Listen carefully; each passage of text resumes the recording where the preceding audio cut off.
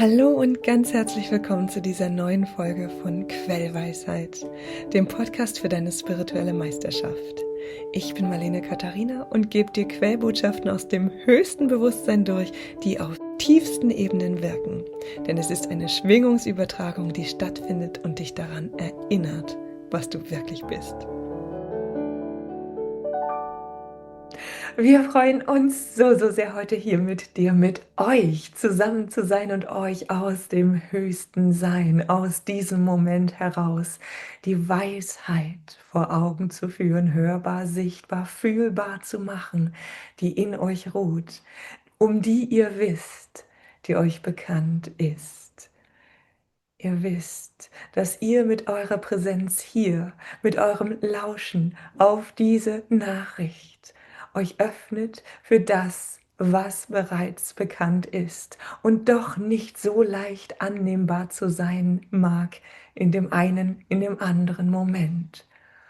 Und so gratulieren wir dir und euch zu dem Mut, euch auf diese Wahrheit, diese Weisheit des Herzens, deines Herzens, eures Herzens, des kollektiven Herzens einzulassen.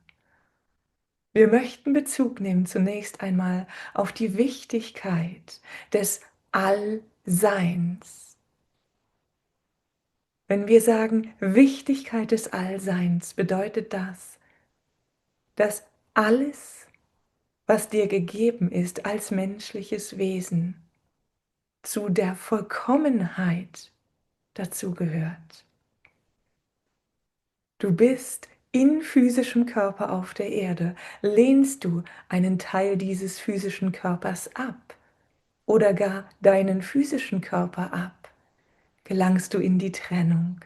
Das, was geschieht, ist Widerstand. Das, was geschieht, ist Vergrößerung dessen, was abgetrennt ist. Und somit bewirkst du und erreichst du das Gegenteil von dem, was du zu erreichen und zu bewirken suchst, wenn du irgendetwas ablehnst in deinem Leben. Lehnst du deine Spiritualität ab? Lehnst du dein Wissen, dein Sehen ab? Und oh, es gibt so viele unter den Menschen, die hellsichtige, hellfühlbare, hell wahrnehmbare Fähigkeiten haben und diese nicht zulassen, nicht erlauben, nicht wahrhaben wollen, sich davor fürchten oder allein nicht diese Realität für sich zulassen können oder wollen. Hier befindet sich ein Abtrennen, ein Abgrenzen von diesem, was du auch bist. Auf der Erde zu sein bedeutet also die Annahme des Diesseits und des Jenseits, die Annahme des physischen, dreidimensionalen, sowie die Annahme des Vier- und Fünf- und Jenseitsdimensionalen. Es bedeutet, das sich erfreuen in der Form und in der Formlosigkeit.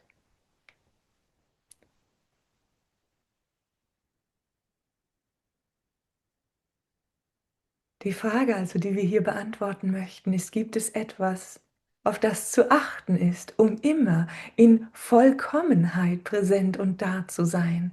Und ja, aus unserer Perspektive ist es sehr hilfreich für dich, für euch als Verbindungsglied zwischen Diesseits und Jenseits wahrzunehmen, als Brücke zwischen hier und dort, als Einheit, schaffendes Element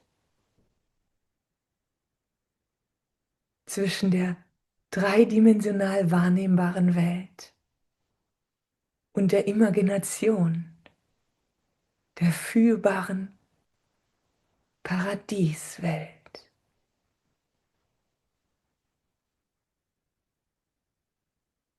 Das Bindungsglied zwischen Himmel und Erde bist du.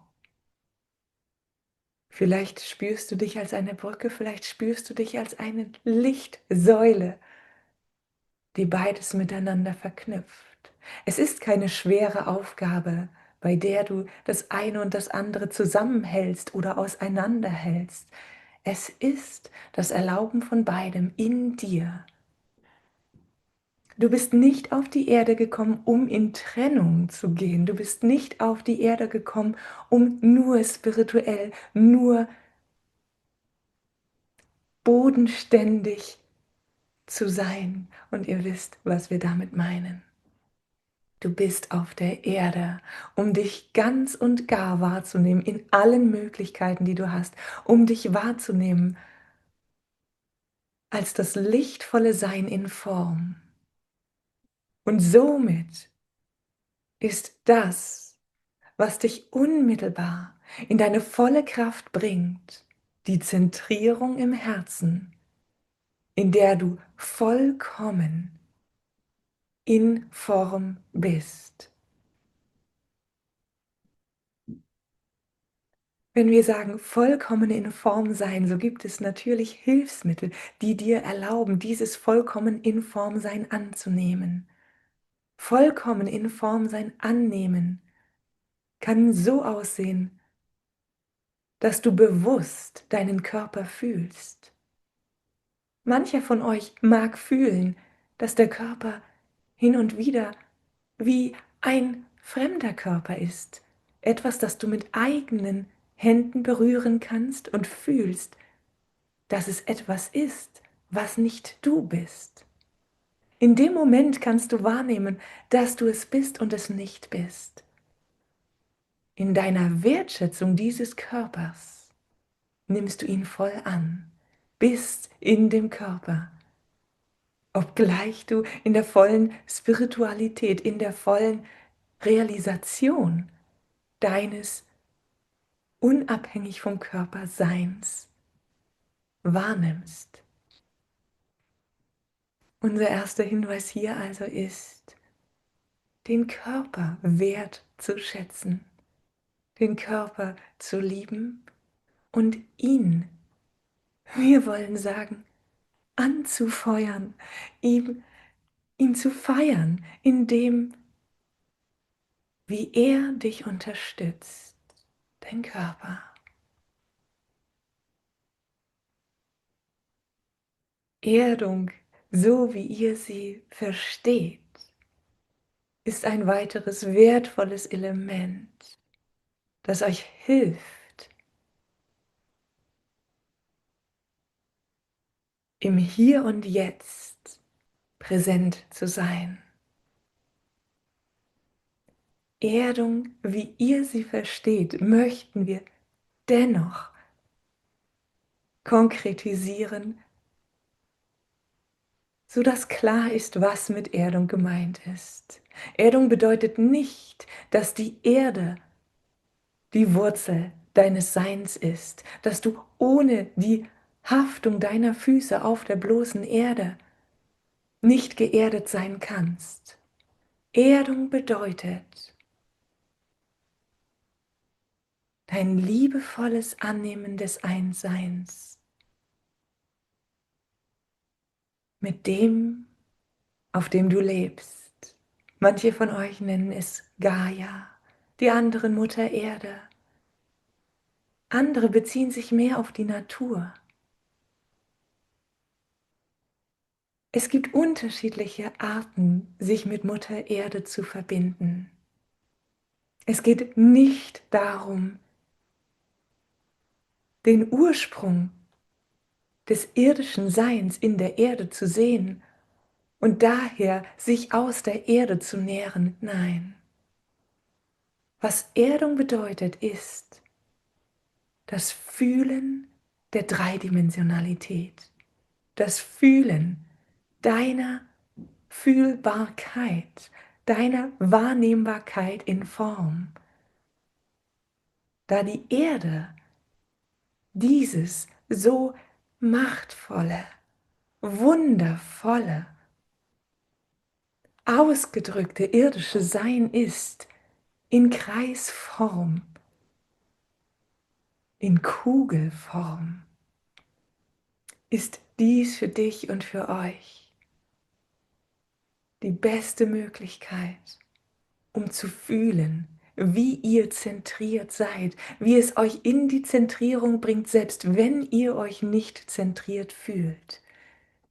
Die Kraft des kollektiven Zentriertseins, wie es die Erde repräsentiert, in ihrer Form, in ihrem jenseitigen Kern, in ihrer dich aufnehmenden Beschaffenheit.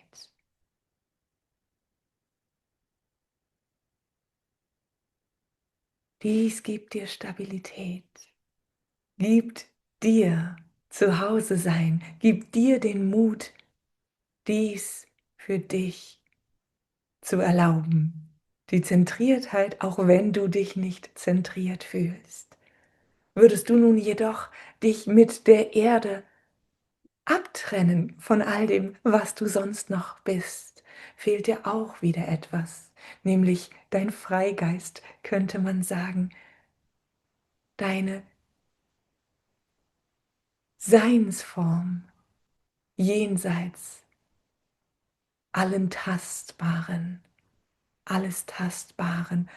Das, was du auch bist, fühlst du in dem Moment der Erdung zugleich. Und somit bist du die Brücke, bist du der Baum, bist du die Verbindung zwischen Himmel und Erde und bist zugleich beides. Das ist die Vollkommenheit und somit bestärken wir dich darin, bewusst die Zentrierung der Erde wahrzunehmen, bewusst dein Allsein in Formlosigkeit wahrzunehmen, welches über den Scheitel am einfachsten geschieht. Denn über dir fühlst du die Freiheit. Blickst du in den Himmel, fühlst du dich frei. Und so ist das Kronenchakra, das Zentrum im Kopf, die Öffnung für deine Freiheit, für deine jenseits der Form Lebendigkeit. Ebenso wie wir dich dazu anregen, bewusst, zentriert, geerdet zu sein, regen wir dich dazu an, bewusst alles zu sein, was du bist, nicht das eine für das andere einzutauschen, bewusst alles, beides zu sein. Ein weiteres wichtiges, oh so wichtiges Element für diese Vollkommenheit in der Zentriertheit und der Freiheit ist die Meditation. Es gibt einen Grund dafür, dass du in der Meditation mit deinem Unterleib den Boden berührst und mit deinem Kopf gen Himmel ausgerichtet bist. Seien es die Füße, die auf dem Boden sind, mit den Fußsohlen, seien es deine gesamten Beine und dein Gesäß. Du kannst spüren, wie du beides integrierst. Und hier möchten wir auf die Frage eingehen, was gibt es an Unterstützung für jene, die reisen, die ihren Ort des Zuhause-Seins verändern, die nicht dauerhaft an einem Ort und somit nicht dauerhaft in ihrem eigenen Feld wählen, zu nächtigen und ihren Alltag zu verbringen.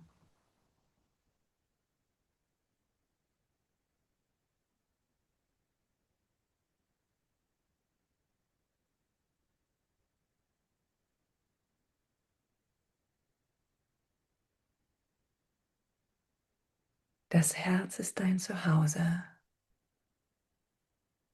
Aus deinem Herzen heraus strömt das Feld, das du kreierst, um dich geschützt zu fühlen, um geschützt zu sein.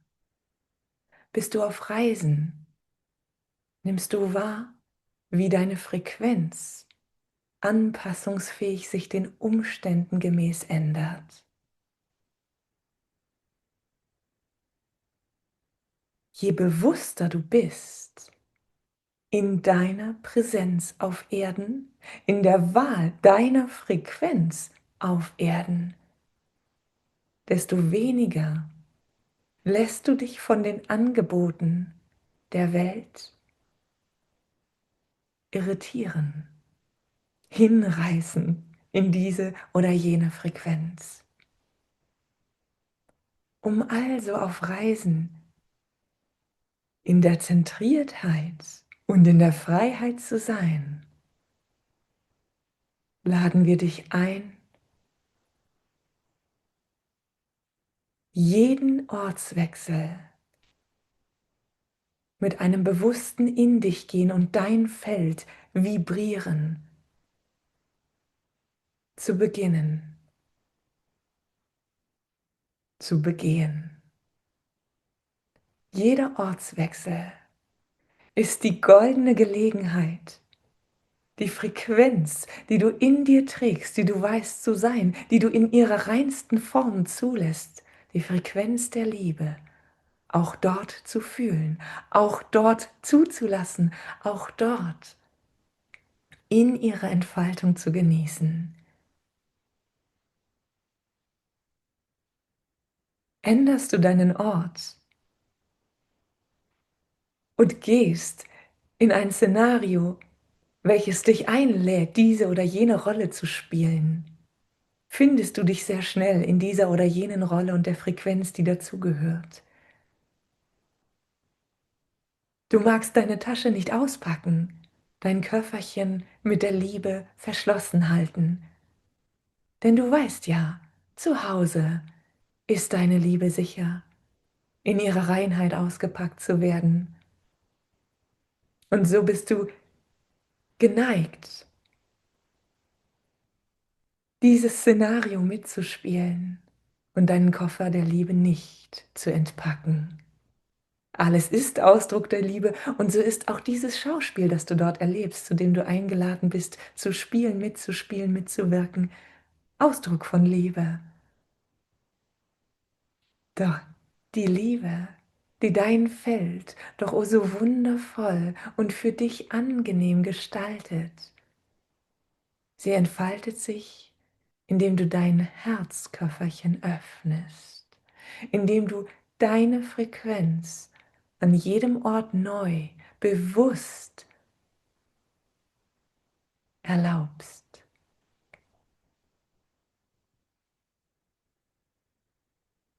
Der Dialog, der Austausch mit anderen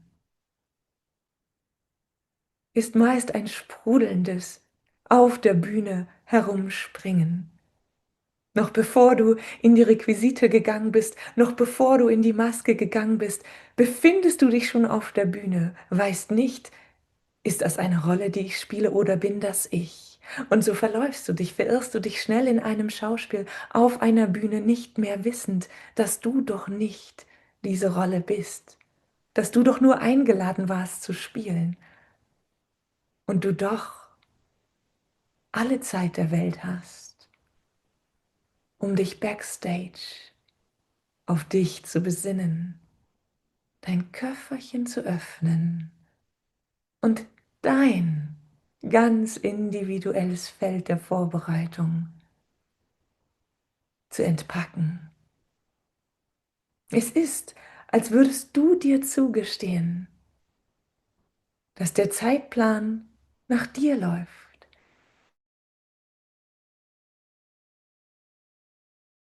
Person. Und somit wird das Publikum warten. Es wird warten, bis du soweit bist. Du brauchst dich nicht zu überstürzen, brauchst dich nicht auszuschütten, darfst in Ruhe dich sammeln und gesammelt bewusst in deine Rolle gehen. Oh, wie viel erfüllender ist jede Rolle, die du spielen kannst, wenn du weißt, was du bist, wenn du weißt, dass du das sein kannst, ohne darauf begrenzt zu sein. Und so ist unser wichtigster und wohl wertvollster Hinweis, wenn es ums Reisen geht, dir immer deines Herzensköfferchens bewusst zu sein, niemals den Schlüssel zu verlegen, ihn niemals vor anderen zu verstecken, dir immer alle Zeit der Welt zu nehmen, egal in welcher Situation, um dich auf dein Feld zu besinnen, um die Liebe deines Herzens zu öffnen und damit dein Nest zu entfalten, das Nest, aus dem heraus du bist, in deiner Entfaltung bist und somit dich wohlfühlst mit dem, was du bist. Und somit die anderen sich wohlfühlen mit dem, was du bist, mit deiner Entfaltung, mit deiner Liebe. Niemand wird mehr fragen, warum und weshalb du nicht direkt auf die Bühne gestolpert bist. Jeder ist in Dankbarkeit über deine Frequenz. In dem Moment, alles zuvor Gewesene ist vergessen, wenn der Moment Erfüllung bringt. Und so erlaube dir, die Ungeduld der anderen auszuhalten, während du in deinem Nest dich deiner Herzensqualität besinnst, mit geöffnetem Herzensköfferchen bewusst jedes neue Szenario betrittst.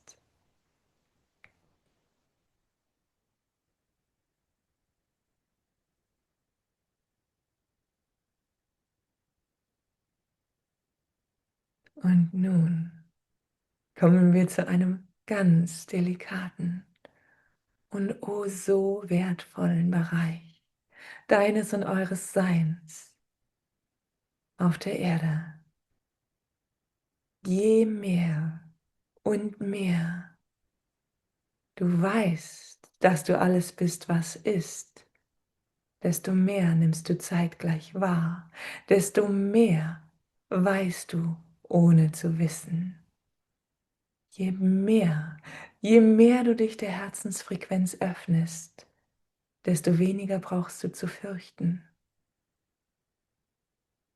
Und desto mehr kannst du das, was geschieht, annehmen, nicht in der Unwissenheit, sondern auch in der Wissenheit. Ich will sagen, dass die wahren Herausforderungen für euch dann beginnen, wenn ihr wisst, dass die Realität, die ihr lebt, die ihr wahrnehmt, bereits im Vorfeld zu eurer Verfügung steht. Es ist, als könntet ihr hinter den Vorhang der Vergessenheit schauen. Es ist, als könntet ihr das, was sich entfaltet, schauen, ohne bereits in diesem Moment zu sein. Ein wichtiger, oh so wichtiger Hinweis hier jedoch ist, du bist Schöpfer deiner Realität. Du bist vollkommen in der Macht über deine erlebte Realität. Das bedeutet nicht, dass das, was du erlebst,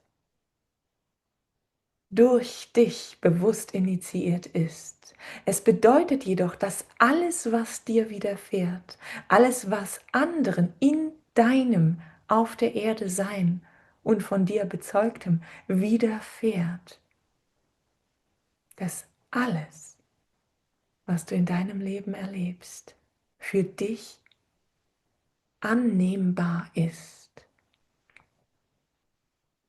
Es geht also nun nicht darum, wie manche von euch denken mögen, die Welt bewusst in Materie zu zwingen, so wie es dir gerade gefällt. Wir gehen hier immer von dem tiefsten Wunsch deines Herzens aus, welches nicht das in Form zwingen und bringen ist, sondern welcher die vollkommene Harmonie von allem ist. Vollkommene Harmonie bedeutet zuallererst, mit jedem und allem Frieden zu schließen. Viele von euch haben das Gefühl, dass dies viel mit Vergebung zu tun hat. Aus unserer Perspektive ist Vergebung ein wundervolles Element, um zu mehr Frieden zu kommen. Hinter der Vergebung jedoch befindet sich das Erkennen deines Einsseins mit allem, was ist. Das Erkennen, dass du dich durch diesen Ausdruck selbst ausgedrückt hast, dass du gewählt hast, dich in diesem, wir nennen es hier Zusammenstoß von dir und dem anderen, was auch immer dir widerfahren ist, begegnest, indem du, und wir nehmen hier das Beispiel von einem Autounfall, indem du mit dem Auto in eine Leitplanke hineinfährst, hast du gewählt, die Materie zu fühlen. Nun kann es also sein, dass du im Vorfeld, kurz bevor dies geschieht, und dies ist keine Seltenheit, siehst, dass dies gleich geschehen wird. Nun gibt es zwei Möglichkeiten. Natürlich gibt es viele. Die zwei, die wir herausstellen wollen, ist zum einen, dich bestmöglich vorzubereiten. Die andere ist, dich vollkommen eins zu wissen.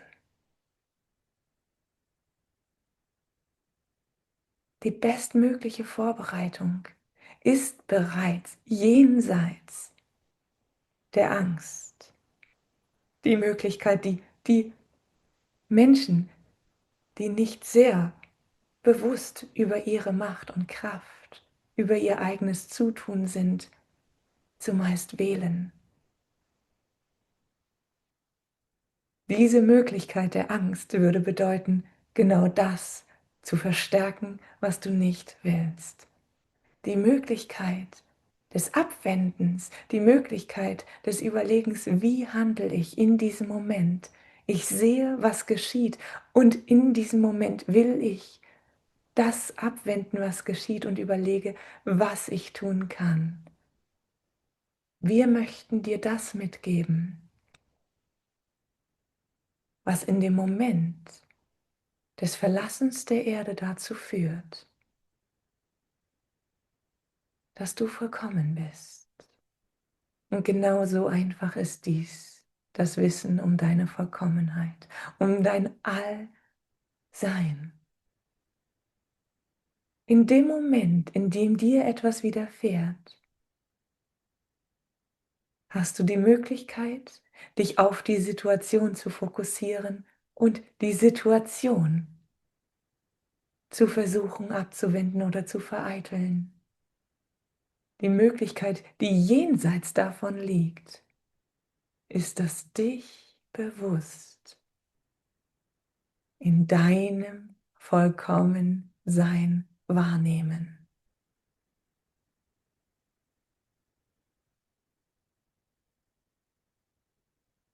Jedes Ereignis in deinem Leben ist ein Ausdruck von Frequenz, von Schwingung.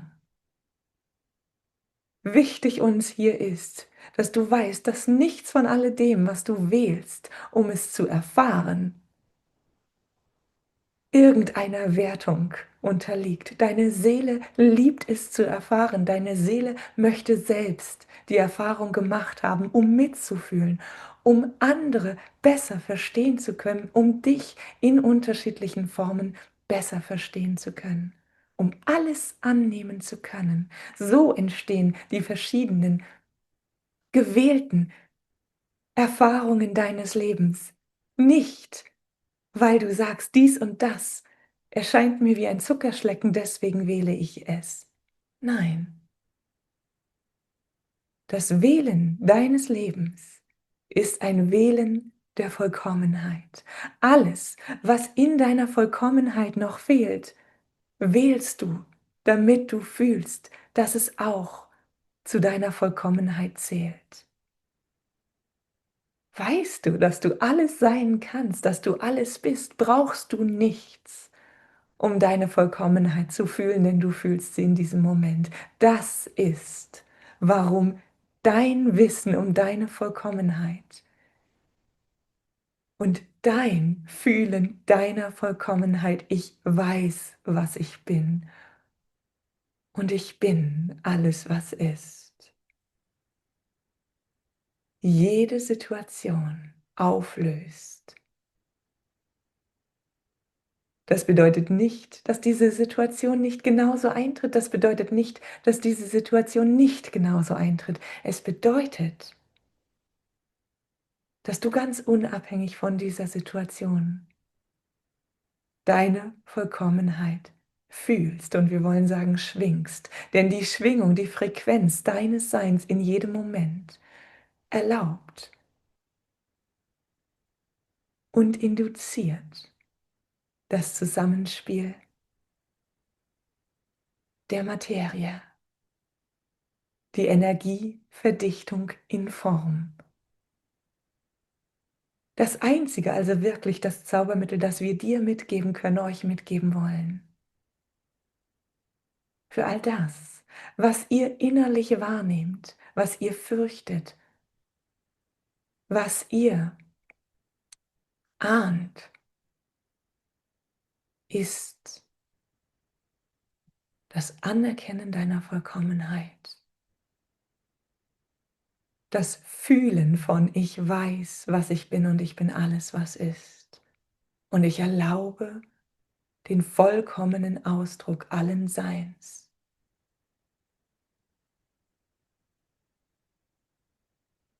Wir wissen, dass das, was hier hilft, insbesondere innere Bilder sind.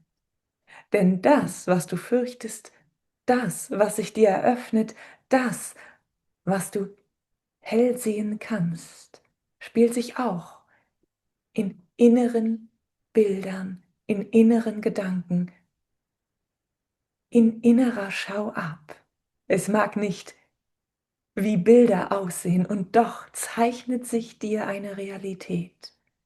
Und so kannst du dieser Realität begegnen, indem du in eine viel kraftvollere Realität hinein erlaubst. Du magst für dich ausprobieren, wie es für dich am kraftvollsten ist. Eine Option ist, dich als ständig sprudelnden Lichtquell wahrzunehmen, der deinen Körper stets und ständig erneuert. Fühlst du also diesen Quell aus dir, aus deinem Kern, aus deinem Zentrum heraus, dich ständig und stets erneuernd, aus dem Licht, dich immer wieder neu in deine physische Materie bringend, immer wieder neu. So gibt es dort nicht die Bedrohung von außen, denn von innen erschaffst du dich immer wieder neu, immer wieder aus dem Licht heraus, deine wundervolle Daseinsrealität erschaffend, dich in deine Form immer wieder neu erschaffend. Und somit gibt es keine Bedrohung von außen, somit bist du in deiner, dich immer wieder neu in die Materie erlaubende, denn Wahrheit, Wahrhaftigkeit geschützt. Du bist in deinem vollen Wissen, deinem vollen Ausdruck von allem, was ist, in dieser wundervollen Form, in dieser lichtvoll und doch sichtbar, fühlbar materiellen Form. Dies mag ein für dich wahrnehmbar und übbares Element sein, das dir hilft, das, was an sichtbarer innerer Schau sich dir anbietet als Möglichkeiten, als Optionen, aufzulösen. Und wir sagen zu integrieren. Denn du weißt, als dieses sich immer und stets neu in die Form hineinbringende Sein gibt es für dich keine Auslöschung? Gibt es für dich keine Bedrohung? Gibt es für dich nichts, was dich in deinem Sein verändern könnte? Du bist immer wieder neu aus dir heraussprudelnd. Und somit mag dies etwas sein, mit dem du spielen kannst. Wir lieben dich, wir lieben euch, wir lieben. Wir sind, was du bist. Du bist, was wir sind. Alles ist eins. Alles ist Liebe. Alles ist. Und damit sind wir für jetzt und hier vollkommen.